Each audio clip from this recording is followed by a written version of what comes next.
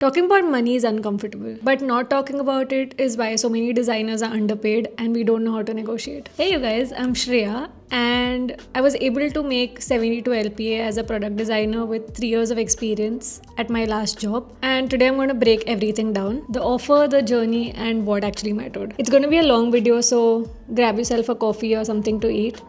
And if you don't have the time right now, save it to your watch list and let's go. Now you're probably wondering, how did I even get this offer? So before I got the contractor role, I was a full-time employee at JAR, a fintech D2C company, for about 10 months. I quit that job and got connected to Spencer through another founder that I had worked with in the past. Two things helped me here. I had fintech experience and I had designed dashboards in the past, and those two things really mattered to a tax and software company. The interview was very informal. I just opened up my Figma file and showed him everything that I had worked on before this, and he also asked me to critique the product that they had at that point. And oh boy, did I critique the product. I think he actually kind of got scared that he needed a designer, now that I think about it. And I think the contractor path is very underrated because it's a period where you can build a lot of trust, de-risk yourself, build a lot of relationships, and then getting a higher offer is much easier after that. So that's what I definitely learned from this experience. Okay, so what does design lead at a 25% startup really entail? I don't know how to wrap it up in a nice way, but I'm going to tell you the kind of things that I did on the day-to-day. My actual design work was working on a product called US Sales Tax, which was very complex. It had a lot of complex flows and a lot of moving parts, and we were figuring it out as we were going. So that was my main design job. Apart from that, we would do daily stand-ups with the design team to hold each other accountable and to share what we were working on. We do a lot of design walkthroughs also because we were all working on different parts of the product, and to make the experience cohesive, we needed to know what kind of flows each of us were making and if we can pick up something from somebody else's work. So it was a lot of design hygiene and systems thinking. Apart from that, sprint planning was a huge part. We would do that every 2 weeks, and that would easily take like 4 to 6 hours apart from the actual work. Those meetings were brutal, and none of us had done it before, so we were just trying to figure out a lot of different kind of systems to do that in the most effective way. And the worst part was giving difficult feedback. Whenever somebody had problems with the designers, they would come to me and then I would have to talk to them. And if we were facing problems as a design team, I would have to voice them at the meetings. I feel like I got better at it, but that part would give me the most anxiety and so much mental pressure. Like I would have to brace myself and prepare myself so much before talking to anybody. I would have to literally journal before I would speak to somebody. So yeah, all in all, it was execution, planning, designing systems, coordination, a lot of context switching, and giving difficult feedback. So let's talk about the timeline in terms of money jumps. So I got my first job in September 2021 at a 10 people startup called Daibo. We were building AR software for furniture companies. And this was after 1.5 years of learning UX design on my own during COVID. So I started with 40,000 a month as an intern because that was the market standard rate then. And again, I started with a freelance role where I wouldn't be a full-time employee unless they really like my work. So I became full-time within 3 months, and my salary was 45,000 a month. And that genuinely was insane to me because I was making 25,000 a month as a furniture designer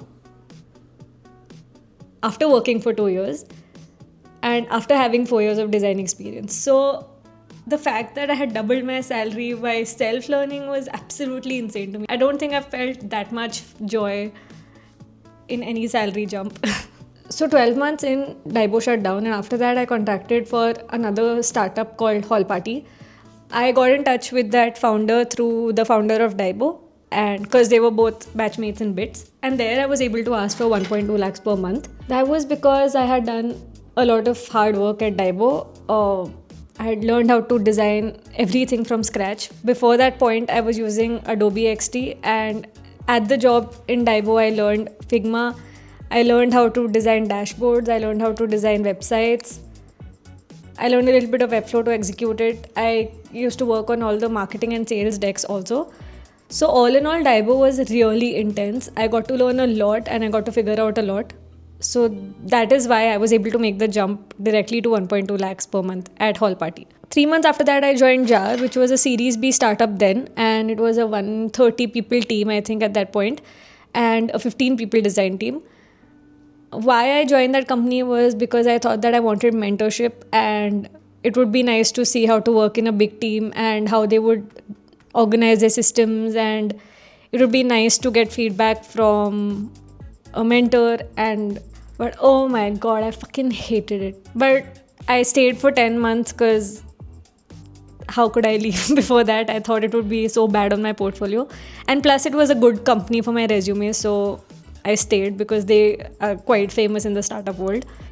But after a point, it just got too much for me, and I was losing the joy out of designing, and I hated going to office, so I just quit. And this is where the movie moment happened. I was sitting at a cafe and I sent my resignation email, and I got a message from a person saying that would you be open to freelance? And I was like, yeah, absolutely, I'll do anything. And the same evening I met Spencer in the same cafe, and that's how it all began. It was just perfect timing. And since Commenda was an early stage startup, they didn't need a lot of design work. They wanted like a part-time designer. So I was absolutely open to that. And luckily at the same time, the founders from Daibo were starting a new company and they wanted to raise funds too. So I started helping them out as well. So that's how I landed 2 contract clients. And I was making 1.8 lakhs from Commenda and 1.2 lakhs from Mave. And then 14 months later, boom, I had the offer. Let's talk about the skills that got me paid. We'll cover the hard skills, the soft skills, and what companies are looking for. Understanding difficult processes and converting them into intuitive flows. For example, US sales tax wasn't a problem that you can Google and ask AI to create flows for you. It's a huge problem with a lot of moving parts and a lot of operations involved and getting a lot of advice from experts. So it was a lot of complex work and a lot of back and forth and a lot of information to process. And a lot of designers don't want to do that kind of work, which is fine, but you can choose. Getting it right without needing to be handheld. Founders don't want to spend hours explaining what they need done from you. They want someone who can take a messy brief, ask the right questions, and come up with something that makes sense fast. Being reliable and accountable. If I say I'll have something done by Friday, I'll have it done by Friday. And if I know I can't make it by Friday, I will inform on Wednesday. And it sounds very basic, but a lot of people don't do that. Having a high bar for work.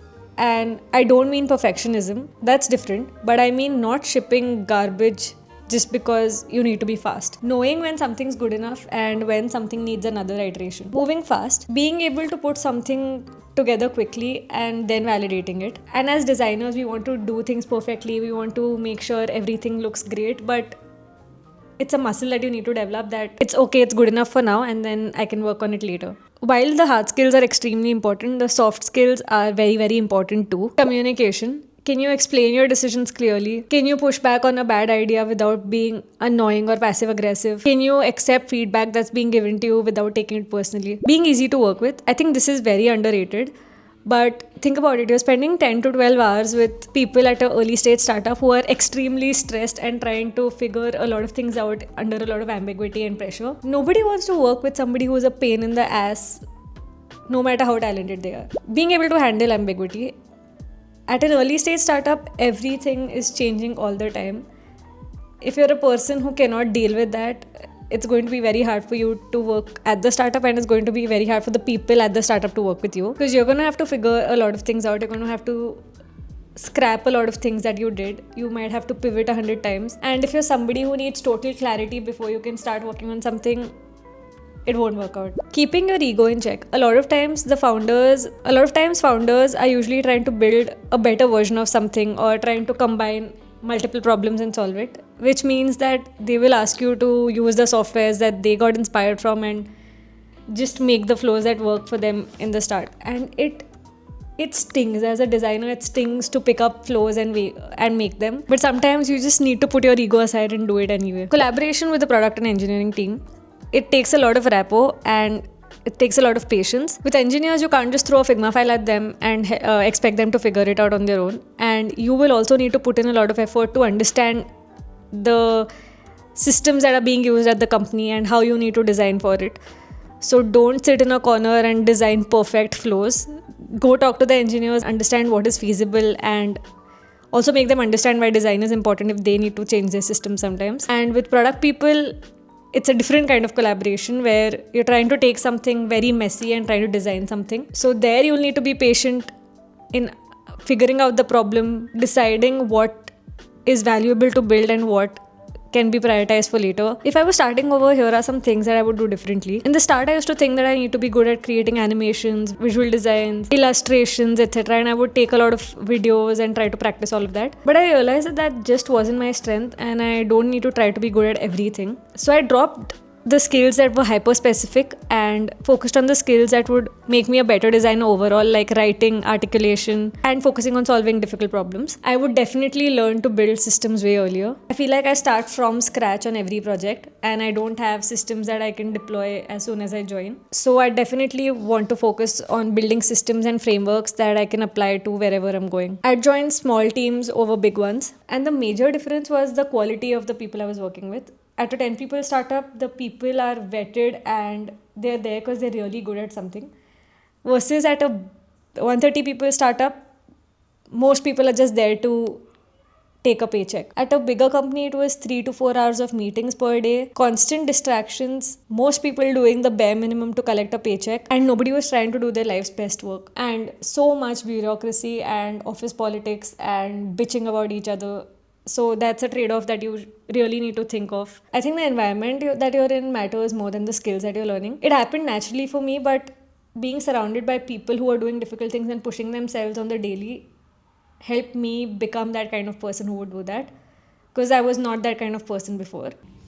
A lot of people also asked me about the kind of work hours I had to put in. And when I was contracting for Maeve and Commenda both, I was doing 4 hours a day for each company. So 20 hours for Commenda and 20 hours for Maeve. And I would split it up between mornings for one company and after lunch for another company. But within 3 to 4 months, I realized it was brutal and the context switching was just too much for me. So I shifted from that to a 2.5 day structure for each company. At the full-time job, I would sometimes get in by 7:30 a.m. and be there until 8 or 9 p.m. And sometimes you would also come in on Saturdays if there was something urgent to be done. And while it was not working all the time, but it was still quite intense because I feel like the work was so complex that my brain couldn't handle working all the time. So I would take a lot of breaks in the middle too. Like I would take a nap, probably go to the gym in the middle if possible. But yeah, those were the times I was generally in office. Also, the team was split between US and India, so we would have a lot of meetings at random times. So that was extra time apart from the actual work. And like I mentioned, the sprint planning meetings would also take 4 to 6 hours sometimes. So that was on top of the normal work hours sometimes. So yeah, it was a lot. And apart from that, I was trying to create content also. So not a great mixture.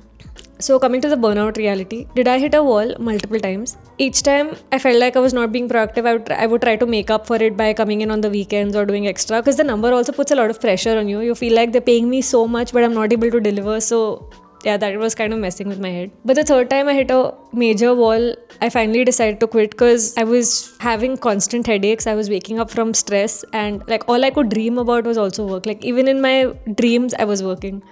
So that's when I knew that this is too crazy. And I was also falling sick every month. Like my immunity was taking a hit. And I also knew that my productivity was declining. I was needing a lot of preparation to do the work before actually doing the work. So I just knew that it wasn't sustainable for me anymore. What did it cost me? Honestly, not that much, because I'm not a person who goes out a lot anyway, and I was really good friends with the people at the company. So I guess I was getting my quota of social interaction from the people at the company. Plus, most of my friends and my fiance are all people who work at startups, so everybody's busy anyway. And with family, I preferred visiting them for longer chunks but fewer times rather than traveling too often for a shorter period of time. And honestly, it felt very good at the time. I was feeling extremely confident that I was learning so many new things. I knew I was doing a lot of complex work, so that was intellectually very gratifying too. The team was great. Everybody was super good at their job, so it didn't feel like I was wasting my time working with these people. And I still have friends to this day from the company. So honestly, it was a great time. It was definitely hard a lot of times too, but I think I wouldn't be a great designer if not for Commenda. And honestly, doing tough things at the job also gave me courage to be more audacious online. So I think that also kind of worked hand in hand, but it also worked in a cycle where I got very tired. Was that sustainable? Not at all. Like, not as a female, no.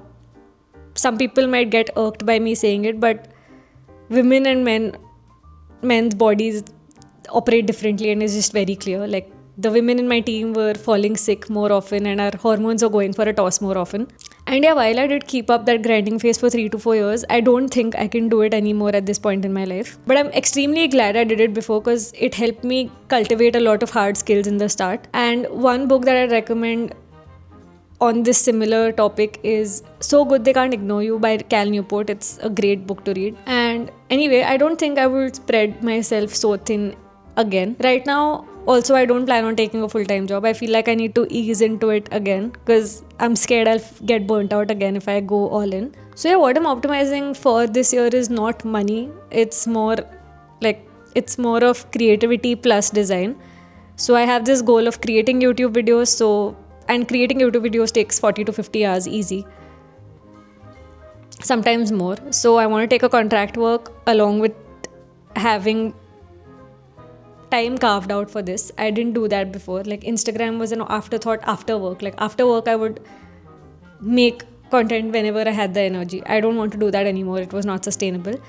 So that's how I'm arranging my goals this year. And I'm also not optimizing for money. Like, if I make 2 to 3 lakhs a month, that's more than enough for me. Also, I need to make that much because I want to visit my fiance in the US at least 2 to 3 times this year. So yeah, work-life balance, I think it's a trade-off. Like, you make choices based on your life situation and what things you are optimizing for. This video was long, but I really hope it was helpful to you. And if you have any more questions, drop them in the comments. I will definitely make a part 2 if required. And if it was valuable to you, please consider subscribing and following me along. And if you don't have a supportive fiance like I do who pushes me to ask for more, I'm always here for you. Definitely ask for more. You have more leverage than you give yourself credit for. And the worst they can do is say no. And it always reminds me of the Tata Sky ad, "Puchoge nahi to Jingalala hoga kaise?" So yeah, that's all for this video, and I hope to see you in the next one. And if you want to watch my journey video, I'm going to link it here, and I'll see you.